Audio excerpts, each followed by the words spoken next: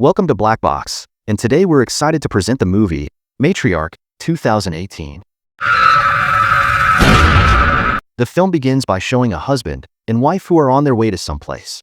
The pregnant wife, named Rachel, and her husband, Matt, embark on a journey that appears to be smooth and pleasant until they discover that the road in front of them has been closed. Matt follows the directions of diverted traffic. However, he does not focus on the road and hits a fallen tree in the middle of it.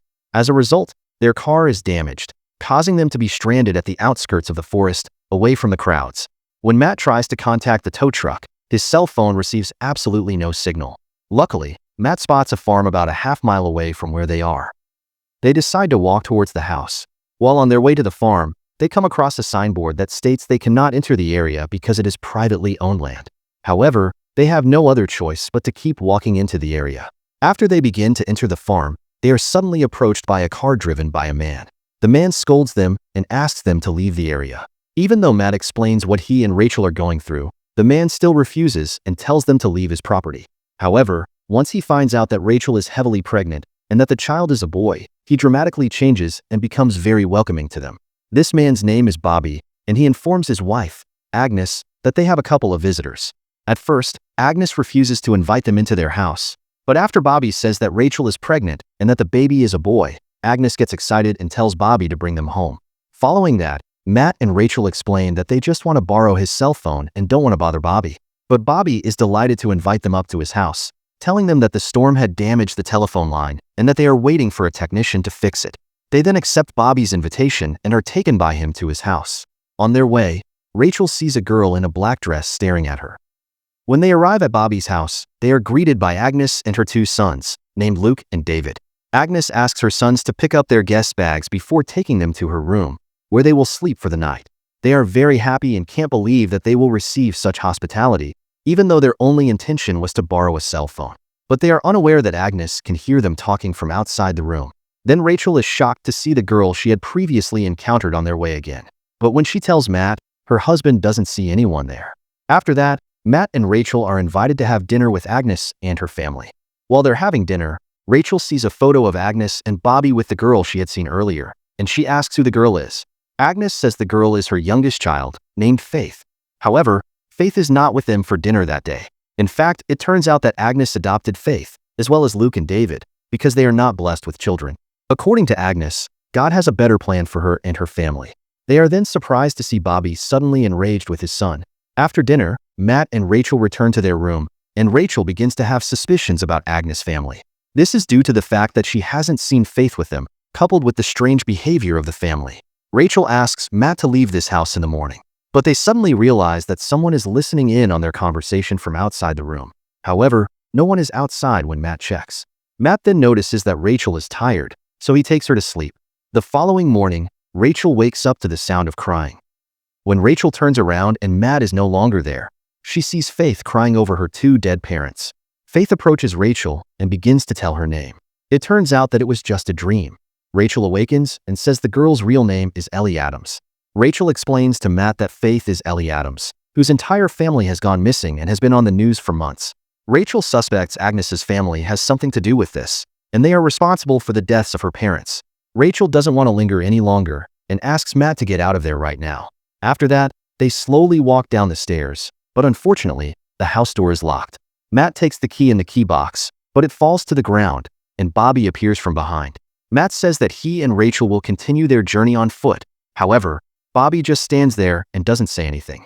When they're just about to leave the house, it turns out that Luke and David are already in front of the house, holding a weapon. David hits Matt, as well as Rachel, who is hit by Bobby, causing them both to pass out. After that, Rachel wakes up with her hands chained, and she asks where Matt is. Agnes says that Matt is in a much better place now. Meanwhile, Luke and David dig the ground to bury Matt. They take off all of Matt's clothes, including his underwear. When Luke is about to kill the fainted Matt, David instead says to bury Matt alive. Luke tosses Matt's cigarettes and lighter in his coffin and says he might need them when he wakes up. Rachel, on the other hand, is in the process of giving birth to her child with the help of Agnes. Not long after, the baby is born, but it turns out that the baby is not a boy, but rather a girl. Agnes takes her outside, leaving Rachel, who has been exhausted. Rachel tries to free her tied hands. As she manages to free her hands, She picks up the hanging cross and pretends to be normal when Agnes speaks to her. Rachel, who is fed up, then hits Agnes, but unfortunately, she can't do much once all of them appear.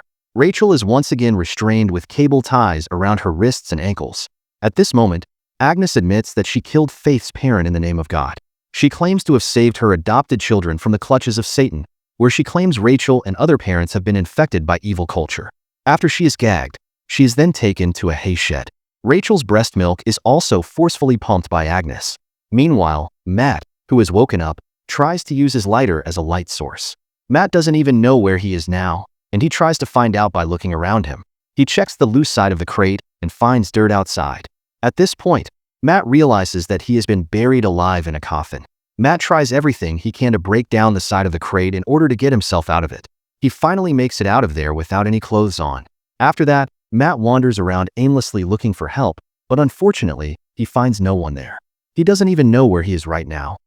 Not long after, he comes across a waterfall, where he cleans himself up. He also finds a cloth not far from him and uses it to cover his wiener. Rachel, on the other hand, tries to free herself from the chains, but her efforts are in vain. Rachel falls asleep again after her efforts, and someone shows up with food and drink for her. It turns out to be Faith, or Ellie Adams, as she was previously known. Rachel asks Ellie to help her find something to free her, but Ellie simply walks away and leaves her. The scene switches to Matt, who tries his best to find the highway, and he finally comes across two men who are camping. Matt tries to ask them for help and explains everything about what he and Rachel are going through. But when they look at Matt's clothes, they think Matt is drunk and hallucinating. It eventually comes down to Matt having no choice but to engage the two of them in a fight. After that, Matt takes their clothes and offers a win-win solution.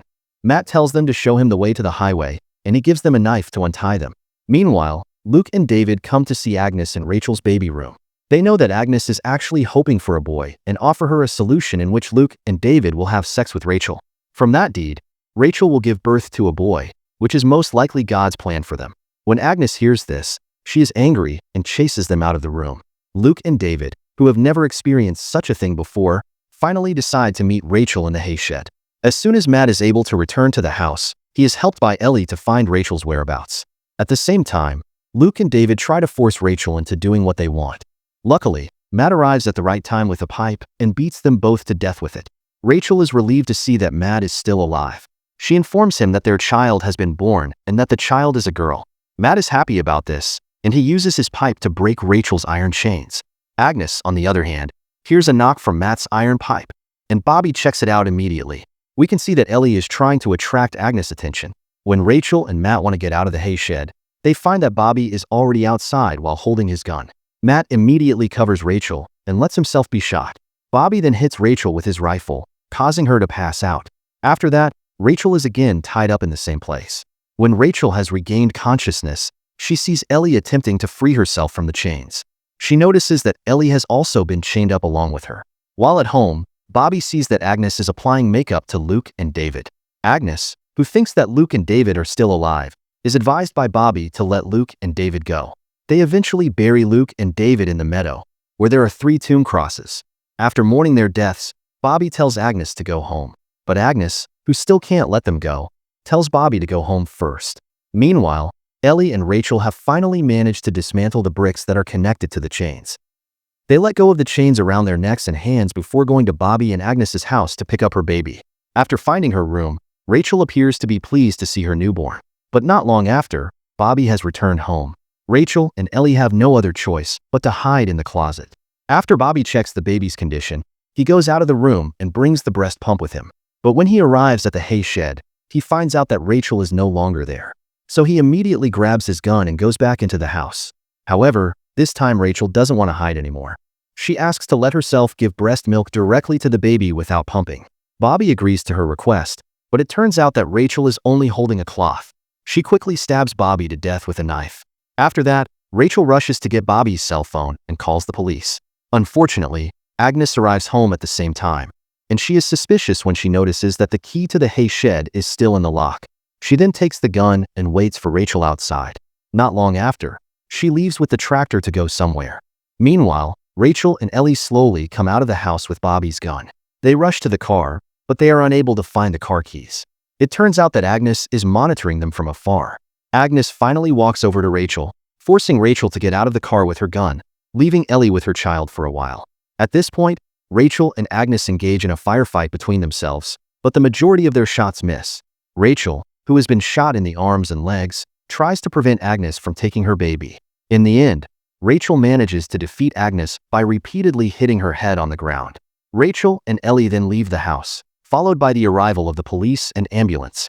The police and doctor try to ask about what has happened to them, but Agnes, who is still alive, comes from behind the ambulance and tries to shoot Rachel.